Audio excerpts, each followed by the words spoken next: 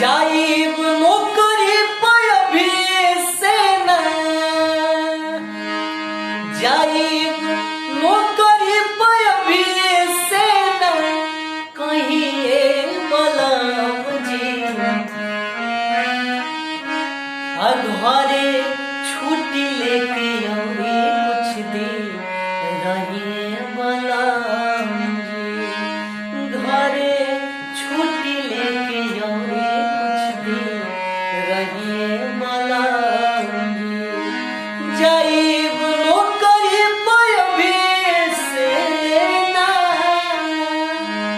जाइब नौकरी पर भी सेना, कहिए बलम जी घरे छुट्टी लेके अभी कुछ दिन रहिए बलम।